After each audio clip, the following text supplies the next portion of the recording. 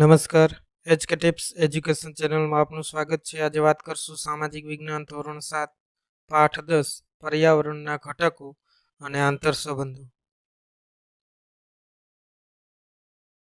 પૃથ્વી સૂર્યમંડળનો એકમાત્ર એવો ગ્રહ છે કે જેને કુદરતી પર્યાવરણની ભેટ મળી છે.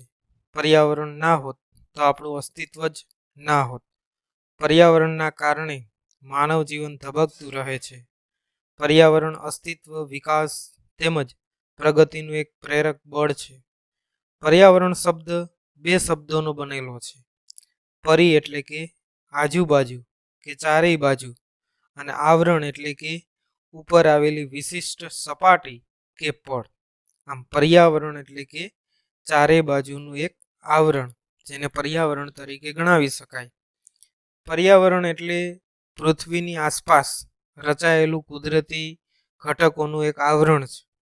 પર્યાવરણ એ મૃદાવરણ, જલાવરણ, વાતાવરણ અને જીવાવરણનું બનેલું છે. આમ આપણી પૃથ્વી ઉપર પર્યાવરણના કારણે તમામ સજીવ સૃષ્ટિનો વિકાસ થયો છે, અને આમ પર્યાવરણના કારણે જ પૃથ્વી ઉપર જીવંત વાતાવરણ પણ શક્ય બન્યું છે. એની અંદર વાત કરીશું પર્યાવરણના ઘટકો વિશે. પર્યાવરણના મુખ્ય 4 ઘટકો છે. એટલે કે આપણું પર્યાવરણ મુખ્ય 4 ઘટકોનું બનેલું છે. પહેલું છે મૃદાવરણ, બીજું જલાવરણ, ત્રીજું વાતાવરણ અને ચોથું જીવાવરણ. આમ આ 4 ઘટકોના આધારે આપણું પર્યાવરણ બન્યું છે.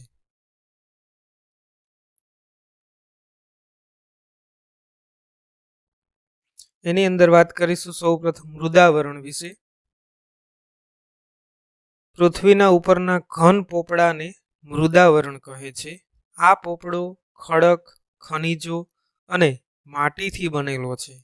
મૃદાવરણની બહુવિધ ઉપયોગિતા એ છે કે તે સજીવ સૃષ્ટિ માટે રહેઠાણ, ખેતી તથા જમીન તથા ઉદ્યોગો માટે કાચો માલ પણ પૂરો પાડે છે. એટલે કે આપણે જે જમીન ઉપર વસવાટ કરીએ છીએ એ જમીન એટલે કે મૃદાવરણ. એ જમીન ઉપર આપણે મકાન બંધાવીએ છીએ, ઉદ્યોગો બનાવીએ છીએ, પછી વિવિધ કાચા માલના જે કે સ્ત્રોત છે એ પણ આપણને જમીનમાંથી પ્રાપ્ત થાય છે. આમ મૃદાવરણ આપણને ખૂબ જ ઉપયોગી છે. મૃદાવરણ વિના શક્ય નથી સજીવ સૃષ્ટિ. ત્યાર પછી બીજું આવરણ છે જલાવરણ. પૃથ્વી સપાટીનો નીચાણવાળો ભાગ પાણીથી ઘેરાયેલો છે, જે જલાવરણ તરીકે ઓળખાય છે. પાણીના વિભિન્ન સ્ત્રોત જેવા કે મહાસાગરો, સાગરો, સરોવરો, નદીઓ વગેરેથી આ જલાવરણનો જે ભાગ છે એ બનેલો છે. પાણી સજીવ સૃષ્ટિ માટે એક અનિવાર્ય છે, તેમજ મહાસાગરો પણ સંસાધનોના ભંડાર તરીકે ગણાવી શકાય. અહીંયા આપણે ચિત્રની અંદર જોઈ શકાય છે જલાવરણ, જે આપણી પૃથ્વી ઉપર જે પાણીનો ભાગ આવેલો છે, ખાસ કરીને એમાં સાગર અને મહાસાગરોનો સમાવેશ થાય છે, જ્યારે વરસાદના કારણે નદી, સરોવરોનો સમાવેશ જલાવરણમાં થાય છે. ત્યાર પછી વાત કરીશું વાતાવરણ વિશે. પૃથ્વીની ચારેય બાજુએ વીંટળાઈને આવેલા હવાના આવરણને વાતાવરણ કહે છે. વાતાવરણ વિવિધ વાયુઓ, પાણીની વરાળ, ધૂળના રજકણો, ક્ષારકણો વગેરેનું બનેલું છે. વાતાવરણ સૂર્યના પારજાંબલી કિરણોનું શોષણ કરી અને સજીવ સૃષ્ટિનું રક્ષણ કરે છે. વાતાવરણના માધ્યમથી જ આપણે અવાજ સાંભળી શકીએ છીએ, એકબીજાને સાંભળી શકીએ.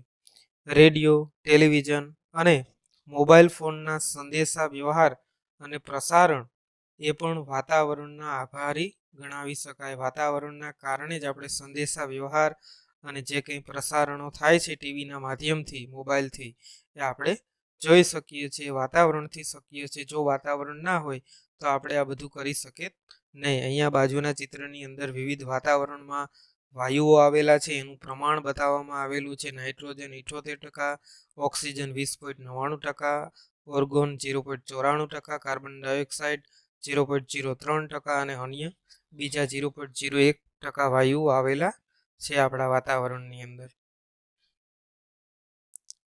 ત્યાર પછી આ વાત કરીશું ચોથું આવરણ એટલે કે જીવાવરણ.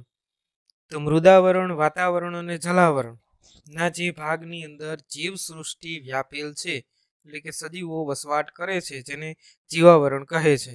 પૃથ્વી પરના મૃદાવરણ, જલાવરણ અને વાતાવરણના જે ભાગમાં જીવ સૃષ્ટિ વ્યાપી છે, સજીવો વસવાટ કરે છે, જેની અંદર વનસ્પતિ, પ્રાણીઓ, જીવજંતુઓ અને માનવીનો સમાવેશ થાય છે. સજીવ સૃષ્ટિ ખોરાક અને બીજી જરૂરિયાતો એ જીવાવરણમાંથી પ્રાપ્ત કરે છે. આમ પૃથ્વી ઉપર જીવાવરણ આવેલું ગણાવી શકાય. ત્યાર પછી વાત કરીશું પર્યાવરણના મુખ્ય બે પ્રકાર છે. પહેલું છે કુદરતી પર્યાવરણ અને બીજું છે માનવ સર્જિત પર્યાવરણ. કુદરતી પર્યાવરણ એટલે કે કુદરતી પર્યાવરણમાં જૈવિક ઘટકો જેવા કે વનસ્પતિ સૃષ્ટિ, પ્રાણી સૃષ્ટિ અને માનવનો સમાવેશ થાય. અજૈવિક ઘટકોની અંદર એમાં ભૂમિ, જળ, હવા વગેરેનો સમાવેશ થાય, જેને આપણે કુદરતી પર્યાવરણના ઘટકો તરીકે ગણાવી શકાય. કુદરતી પર્યાવરણની અંદર વનસ્પતિ, પ્રાણી અને માનવીનો સમાવેશ થાય એ જૈવિક ઘટકો છે, જ્યારે અજૈવિક ઘટકો જેની અંદર જમીન, જળ, હવા એ વગેરેનો સમાવેશ થાય છે. પછી એવી જ રીતે માનવ સર્જિત પર્યાવરણ, તો એની અંદર માનવના બુદ્ધિ કૌશલ્યથી જૈવિક અને અજૈવિક ઘટકો સાથેની આંતરક્રિયાથી માનવ નિર્મિત પર્યાવરણ નિર્માણ પામ્યું છે. એટલે કે માનવ સર્જિત પર્યાવરણ એટલે કે માણસે પોતાની બુદ્ધિ શક્તિથી ઘણી બધી વિવિધ વસ્તુઓ, યંત્રો વગેરેનું નિર્માણ કર્યું છે. ઘણી બધી જૈવિક વસ્તુઓનું ઉત્પાદન કર્યું છે, ઘણી બધી અજૈવિક વસ્તુઓ બનાવી છે અને જે તમામ માનવ સમાજ માટે ખૂબ ઉપયોગી છે, જે એક માનવ સર્જિત પર્યાવરણ ગણાવી શકાય. માનવ નિર્મિત પર્યાવરણની અંદર આગળ વાત કરીએ તો માનવ આસપાસના પર્યાવરણ સાથે આંતરક્રિયા કરે છે, પોતાની જરૂરિયાત મુજબ તેમાં પરિવર્તન પણ કરે છે. એટલે કે માણસને પોતાની જરૂરિયાત પ્રમાણે જે કંઈ વસ્તુઓની જરૂર પડે છે તો એ વસ્તુઓની બનાવટ નવી થાય છે, અથવા તો એનું ઉત્પાદન થાય છે, અથવા તો નવી નવી શોધ થાય છે. આમ માણસ પોતાની બુદ્ધિ શક્તિથી આવી બધી પ્રક્રિયાઓ કરતો રહે છે. આદિકાળમાં મનુષ્ય ભટકતું જીવન જીવતો હતો એ આપણે બધા જાણીએ છીએ. માણસને કોઈ જ પ્રકારની ખબર પડતી ન હતી આદિકાળની અંદર, પણ સમય જતાં જતાં માણસ ધીરે ધીરે બધું સમજતો જાય, પોતાની બુદ્ધિ શક્તિનો વિકાસ થતો જાય, જેના કારણે ઘણી બધી અત્યારના આધુનિક સમયની અંદર આપણે સુખ સુવિધાઓ જોઈ શકીએ જે માણસે પોતાની બુદ્ધિ કક્ષાના આધારે બનાવી છે. આમ પોતાની જરૂરિયાત માટે પર્યાવરણને અનુકૂળ બનતો હતો. તેનું જીવન સરળ અને જરૂરિયાતો મર્યાદિત હતી. જે આદિમાનવ હતો એ સાદું જીવન જીવતો, તેથી આસપાસના પર્યાવરણમાંથી તમામ જરૂરિયાતો પૂરી થઈ જતી હતી. સમય સાથે પરિવર્તન થયું અને જરૂરિયાતોમાં પણ વધારો થયો, એટલે પછી માણસે પોતાની બુદ્ધિ શક્તિથી પર્યાવરણના વિવિધ વસ્તુઓનો ઉપયોગ કરીને અલગ અલગ નવી નવી વસ્તુઓ બનાવી, નવી નવી શોધ કરી અને આમ પરિવર્તન કરવાની જે રીતો છે માણસે શીખી લીધી. પરિણામે ખેતી, પશુપાલન, ચક્રની શોધ, ઔદ્યોગિક ક્રાંતિના કારણે ઉત્પાદનમાં ઘણો બધો વધારો થયો. આમ માનવ નિર્મિત પર્યાવરણને સાંસ્કૃતિક પર્યાવરણ તરીકે પણ ઓળખવામાં આવે છે. માણસ આવી રીતે પોતાની સુખ સુવિધાઓ વધારતો ગયો અને એની અંદર ઘણો બધો ફેરફાર જોવા મળ્યો, જે એક સાંસ્કૃતિક બાબત પણ ગણાવી શકાય. જેથી કરીને માનવ નિર્મિત પર્યાવરણ છે એ એક સાંસ્કૃતિક પર્યાવરણ પણ છે. ત્યાર પછી વાત કરીશું પાણીનું વિતરણ. પૃથ્વી સપાટી પર ભૂમિ વિસ્તાર કરતાં પાણીનો વિસ્તાર ખૂબ વધારે છે. પૃથ્વી સપાટી ઉપર આમ જોઈએ તો 29% ભાગમાં જ જમીન ભાગ છે, બાકી 71% ભાગની અંદર પાણીનો ભાગ છે. તે પૃથ્વી સપાટીનો આશરે 71% વિસ્તાર રોકે છે. પાણીના વિશાળ જળ ભંડાર ધરાવતા ભાગોને મહાસાગર કહે છે. પૃથ્વી પર 4 મહાસાગરો આવેલા છે, જે આ પ્રમાણે છે, જેની અંદર સૌથી મોટો મહાસાગર એટલે કે પેસિફિક મહાસાગર, ત્યાર પછી એટલાન્ટિક મહાસાગર, ત્રીજો છે હિન્દ મહાસાગર જે ભારતની નજીક આવેલો છે. ચોથું છે આર્કટિક મહાસાગર. આમ પૃથ્વી ઉપર કુલ 4 મહાસાગર આવેલા છે. આ બધા જ મહાસાગર એકબીજા સાથે જોડાયેલા છે. આ મહાસાગરો ખૂબ જ વિશાળ અને ઊંડા પણ છે. પેસિફિક મહાસાગરમાં તો 10 થી 11 કિલોમીટર જેટલી ઊંડી ખીણ પણ આવેલી છે. પૃથ્વી સપાટી પરનું મોટાભાગનું પાણી એ મહાસાગરમાં છે અને એ ખારું છે. તે મુખ્યત્વે આપણા સમુદ્રની અંદર અને મહાસાગરોની અંદર જ રહેલું છે. મીઠા પાણીનો મુખ્ય સ્ત્રોત એટલે કે હિમશિખરો, ભૂમિગત પાણી એટલે કે જમીનમાંથી મળતું પાણી, પણ આ બધા મીઠા પાણીના સ્ત્રોત ગણાવી શકાય. સાથે સાથે વરસાદ થાય છે તો એના કારણે નદી સરોવરો પાણીથી ભરાય છે, તો એ પણ એક મીઠા પાણીના સ્ત્રોત છે. આમ પૃથ્વી ઉપર પીવાલાયક પાણીનો જે જથ્થો છે ખૂબ ઓછો છે, જ્યારે ખારા પાણીનો જથ્થો ખૂબ વધારે છે. સમુદ્ર મોજાના કાર્ય એના વિશે વાત કરીશું. સમુદ્રના મોજા વિવિધ પ્રકારના બળોથી ઉદ્ભવે છે. એક સમુદ્રની અંદર એક પ્રકારનું કરંટ છે, જેના કારણે પવનના વેગથી સમુદ્રના મોજા ઉછળતા હોય છે. તો મીઠા પાણીના સરોવર સામાન્ય રીતે મોજા સમુદ્રની સપાટી પર વાતા પવનોથી સર્જાય છે. વંટોળ કે વાવાઝોડાથી ઊંચા મોજા પણ ઉછળે છે. જે મોટા સરોવરો છે એની અંદર પણ આવી રીતે મોજાઓ ઉછળે છે, પણ એ પવનથી ઉછળે છે. આ મોજા ખારા પાણીના સરોવર સમુદ્ર કિનારે પહોંચે છે ત્યારે ભારે નુકસાન પણ થાય છે. એટલે કે આવી રીતે સમુદ્રના મોજા જે છે પવનની ગતિના કારણે ઉછળે છે, જેના કારણે ઘણી વખત સુનામી જેવી ઘટનાઓ પણ બનતી જોવા મળે છે. અહીંયા જાણવા જેવું આપેલું છે બાજુની અંદર, એ જોઈએ મહાસાગરની અંદર 97.3% જે છે પાણી આવેલું છે. હિમશિખરો એટલે કે હિમશિલાઓ, જે બરફની શિલાઓ છે, જે 2.0% પાણી ધરાવે છે. પછી ભૂમિગત પાણી, જમીનની અંદર રહેલું પાણી છે, માત્ર 0.68%. જ્યારે મીઠા પાણીના સરોવરો 0.009%, ખારા પાણીના સરોવરો 0.009%, અને વાતાવરણની અંદર ભેજનું જે પ્રમાણ છે 0.0019%, અને જ્યારે નદીઓનું પાણી છે 0.001. એવી રીતે આમ આપણી પૃથ્વી ઉપર પાણીનો જથ્થો રહેલો છે. ત્યાર પછી વાત કરશું સમુદ્રમાં થતી ભરતી ઓટ વિશે. દિવસમાં 2 વાર સમુદ્રની સપાટી સમયાંતરે ઊંચી ચડે અને નીચે ઉતરે છે. એટલે કે સમુદ્રના પાણીના પ્રવાહમાં વધારો થાય છે અને ઘટાડો થાય છે. સમુદ્રની આ ચઢ ઉતરની ઘટનાને ભરતી ઓટ કહેવામાં આવે છે. ભરતીના સમયે સમુદ્રનું પાણી મોજા રૂપે કિનારા તરફ ધસી આવે છે, જ્યારે ઓટના સમયે તો કે સમુદ્રનું પાણી કિનારાથી સમુદ્ર તરફ પાછું ફરે છે. આમ બે ભરતી કે ઓટ વચ્ચેનો સમયગાળો આશરે 12.25 કલાક જેટલો સમય હોય છે, એટલે કે 12.5 કલાક જેટલો સમય લે છે. આમ સૂર્ય અને ચંદ્રના ગુરુત્વાકર્ષણ બળના કારણે પૃથ્વી પર ભરતી અને ઓટની પ્રક્રિયા સમુદ્રની અંદર થતી જોવા મળે છે. સૂર્ય ચંદ્ર કરતાં દ્રવ્યમાન ઘણો મોટો છે, પરંતુ ચંદ્રની સરખામણીમાં પૃથ્વીથી એ ખૂબ દૂર છે. તેથી પૃથ્વી પર ચંદ્રનું ગુરુત્વાકર્ષણ બળ વધુ છે. પૃથ્વીના જુદા જુદા ભાગ સૂર્ય અને ચંદ્રની સામે આવે છે, માટે અલગ અલગ સમયે ભરતી ઓટ પણ આવે છે. અમાસ અને પૂનમના દિવસે સૂર્ય, પૃથ્વી અને ચંદ્રની લગભગ એક સીધી રેખામાં જ ત્રણેય જોવા મળે છે, અને આ સ્થિતિમાં આ પ્રભાવથી એક મોટી ભરતી સમુદ્રની અંદર આવે છે. જ્યારે સુદ અને વદની મધ્યના દિવસો જે હોય છે એ સમયે ગુરુત્વાકર્ષણ બળનું પ્રમાણ ઘટે છે, જેથી કરીને ભરતી સમુદ્રની અંદર ખૂબ ઓછી આવે છે. આમ ભરતી ઓટની જે પ્રક્રિયા છે એ સમુદ્રની અંદર થતી જોવા મળે છે. ત્યાર પછી વાત કરીશું મહાસાગરીય પ્રવાહો. મહાસાગરો જે 4 આવેલા છે એના પ્રવાહો, એના વિશે વાત કરીએ. ધરતી પરની નદીઓની જેમ મહાસાગરોમાં પણ વિશાળ પાણીનો જથ્થો હજારો વર્ષથી નિશ્ચિત દિશામાં વહે છે. આ પ્રવાહોને મહાસાગરીય પ્રવાહ કહે છે. એટલે કે જે મોટા સાગર છે, મહાસાગર છે, જેની ઊંડાઈ પણ ખૂબ વધારે છે, તો એનો જે પાણીનો પ્રવાહ છે એક જ દિશામાં વર્ષોથી વહેતો જોવા મળે છે. આ પ્રવાહો ગરમ અથવા તો ઠંડા હોય છે. પ્રવાહોના ઉદ્ભવના કારણે સૂર્યશક્તિ, પવનો, સમુદ્ર જળની ક્ષારતા અને પૃથ્વીનું પરિભ્રમણ પણ મુખ્ય અને જવાબદાર ગણાવી શકાય.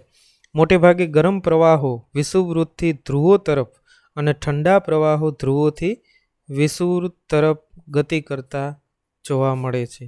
આમ મહાસાગરીય પ્રવાહોનો જે પાણીનો જથ્થો છે એ વિષુવવૃત્તથી ધ્રુવો તરફ અને ધ્રુવોથી વિષુવ તરફ આમ પૃથ્વી ઉપર એ પાણીનું પ્રમાણ છે એ પસાર થાય છે. ત્યાર પછી વાત કરીશું પર્યાવરણના ઘટકો વચ્ચેના આંતર સંબંધો. પર્યાવરણના તમામ ઘટકોમાં માનવ કેન્દ્ર સ્થાને છે. પર્યાવરણના જુદા જુદા ઘટકો કેટલાક ભૌતિક ચક્રોથી એકબીજા સાથે જોડાયેલા છે. આ ભૌતિક ચક્રો માનવીય પ્રવૃત્તિઓથી પ્રભાવિત થાય છે. મૃદાવરણમાં માનવી ખનિજ પ્રાપ્ત કરવા માટે ઉત્ખનન કરે છે. તે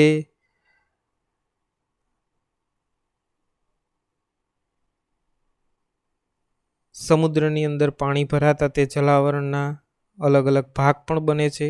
વાતાવરણમાં તાપમાન વધતા જલાવરણમાં રહેલ પાણીનું બાષ્પીભવન પણ થતું જોવા મળે છે અને તે વાતાવરણમાં ભળે છે. વાતાવરણમાં રહેલ ભેજનું ઘનીભવન થતાં વાદળાઓ બંધાય છે અને વરસાદ પણ થાય છે. આમ પાણીના વહેવાથી મૃદાવરણનું ધોવાણ પણ થતું જોવા મળે છે અને વિવિધ ભૂમિ સ્વરૂપો પણ રચાય છે. આમ કહી શકાય પર્યાવરણની અંદર જે અલગ અલગ ઘટકોના માધ્યમથી આવી રીતે એકબીજા ઘટકો એકબીજાની સાથે જોડાયેલા છે. અહીંયા પર્યાવરણના ઘટકોનું ચિત્ર આપણે બાજુમાં જોઈ શકીએ છીએ, જેની અંદર પ્રાકૃતિક ઘટકો એટલે કે જે કુદરતી રીતે જ બનેલા વૃક્ષો, જમીન, પર્વતો જેને આપણે પ્રાકૃતિક ઘટકો ગણાવી શકાય. પછી માનવ નિર્મિત ઘટકોની અંદર આપણે જોઈ શકાય કંપની, કારખાના, મંદિરો, મકાનો, રોડ, રસ્તાઓ. પછી એવી જ રીતે માનવનો પણ પર્યાવરણના ઘટકમાં સમાવેશ થાય છે. તો આ એકબીજા ઘટકો એકબીજાની સાથે જોડાયેલા જોવા મળે છે અને એકબીજાની સાથે એકબીજાના અનુકૂલનથી એ કાર્ય કરે છે. ત્યાર પછી વાત કરીશું પ્રદૂષણ વિશે. માનવ પોતાની બુદ્ધિ શક્તિથી પર્યાવરણના વિવિધ ઘટકોના ઉપયોગ દ્વારા પોતાની જરૂરિયાતો તો સંતોષે છે, પરંતુ ઘણી વખત એ જરૂરિયાતોમાં પ્રદૂષણ ફેલાવે છે. મહાત્મા ગાંધીજીએ કહ્યું છે કે આ માનવીય ગતિવિધિઓથી કુદરતી પર્યાવરણ દૂષિત થવાની ક્રિયા જે થાય છે જેને પ્રદૂષણ કહી શકાય. પર્યાવરણને દૂષિત કરતા ઘટકોને પ્રદૂષકો તરીકે ગણાવી શકાય. એટલે કે પર્યાવરણને જે ખરાબ કરે છે જે પ્રદૂષક તરીકે ગણાવી શકાય. માનવી કુદરતી સંસાધનોનો અમર્યાદિત અને અવિવેકપૂર્ણ ઉપયોગ કરે ત્યારે પર્યાવરણ પ્રદૂષિત થાય છે. એટલે કે પર્યાવરણની અંદર જે કુદરતી સ્ત્રોતો આપેલા છે એનો માણસ યોગ્ય રીતે ઉપયોગ નથી કરતો અને મન થાય એ રીતના અવિવેકપૂર્વક ઉપયોગ કરે છે, જેથી કરીને પર્યાવરણ પ્રદૂષિત થાય છે. માનવ વિકાસની તીવ્ર ઝંખના વર્તમાન સમયમાં ભૂમિ પ્રદૂષણ, જળ પ્રદૂષણ, હવા પ્રદૂષણ અને ધ્વનિ પ્રદૂષણ ખૂબ જ ઝડપથી વધી રહ્યા છે. પ્રદૂષણની ઔદ્યોગિકરણ અને યાંત્રિકીકરણના કારણે પર્યાવરણને પ્રદૂષિત કરવા માટે ખૂબ જ જવાબદાર ગણાવી શકાય છે ને કે ઔદ્યોગિકરણ એટલે કે ઉદ્યોગો વધવાના કારણે અને યંત્રોનું પ્રમાણ વધવાના કારણે આપણું પર્યાવરણ ખૂબ જ પ્રદૂષિત બન્યું છે. એની અંદર વાત કરીશું ભૂમિ પ્રદૂષણ. ભૂમિ પ્રદૂષણ એટલે કે જમીનનું પ્રદૂષણ. જમીન ગુણવત્તા કે તેના પોષક ઘટકોમાં થતા ફેરફારને ભૂમિ પ્રદૂષણ કહે છે. જમીન પ્રદૂષણ સહેલાઈથી અનુભવાતું નથી. વિશ્વભરમાં ભૂમિ પ્રદૂષણ સતત વધી રહ્યું છે. ઘર વપરાશનો ઘન કચરો,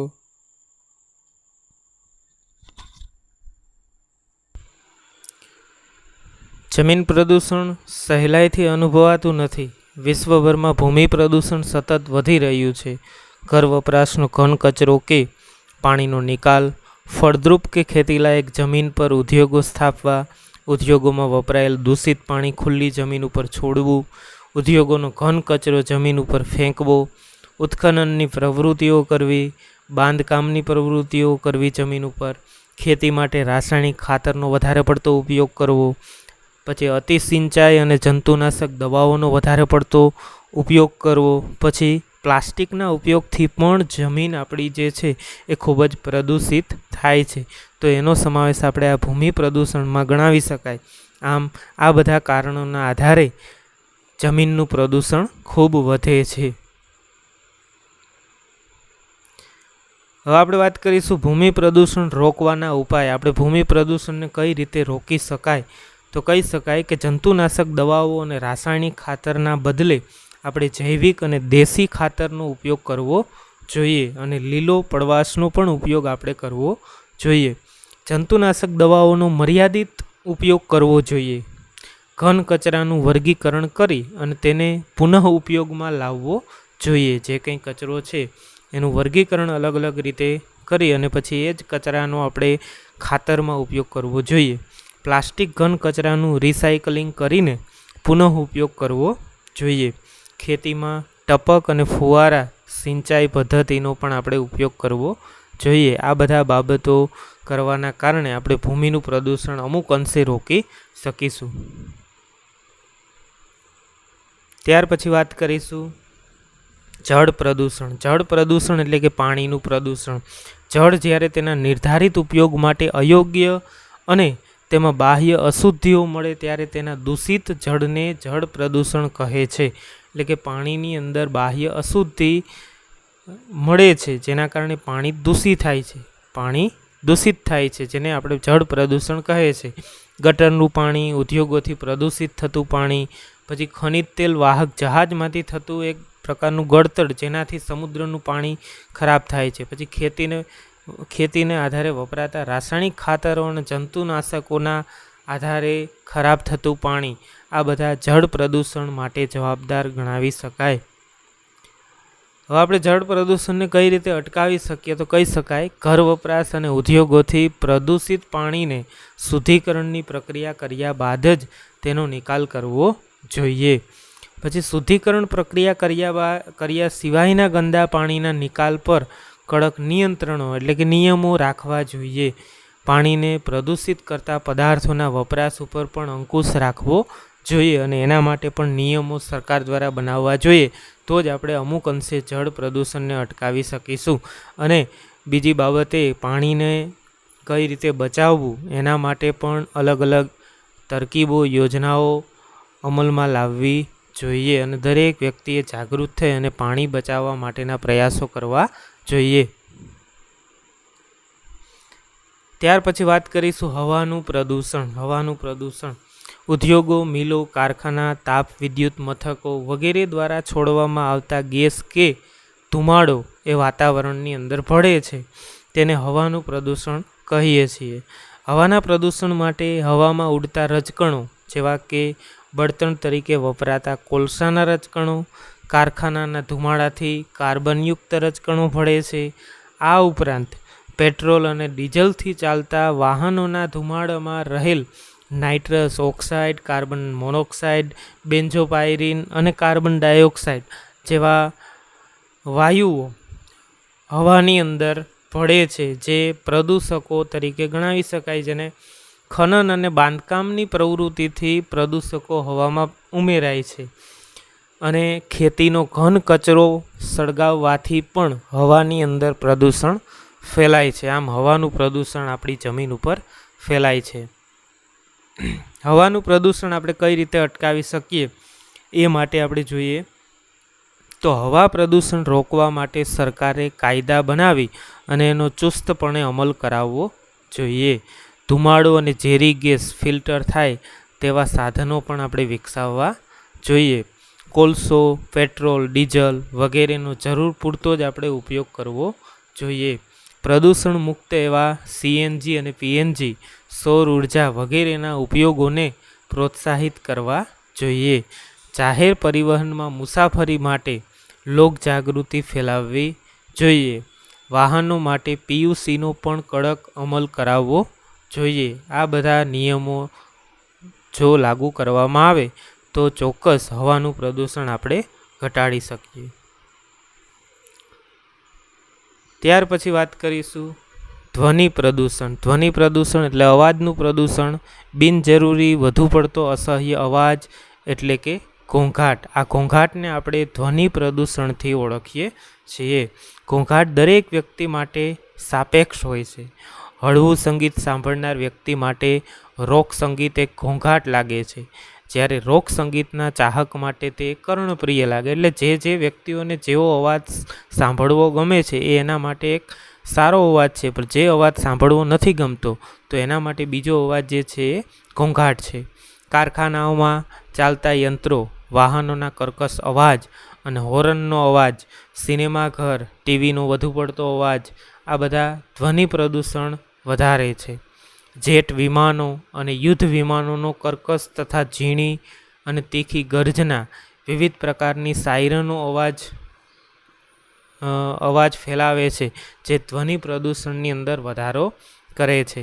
સામાજિક પ્રસંગોમાં, લગ્નમાં કે કોઈ પણ મેળાવડોમાં વપરાતા લાઉડસ્પીકરો, બેન્ડ વાજા, ઢોલ નગારા, ડીજે વગેરેનો અવાજ, પછી ઉત્સવો અને ઉદ્ઘાટન પ્રસંગે કરવામાં આવતી આતશબાજી, ફટાકડાની, જાહેર કાર્યક્રમો, ચૂંટણીની રેલીઓ, જાહેરાતોનો અવાજ, આ બધા જ ધ્વનિ પ્રદૂષણ વધારનારા ગણાવી શકાય. એના આધારે ધ્વનિ પ્રદૂષણ ખૂબ વધે છે.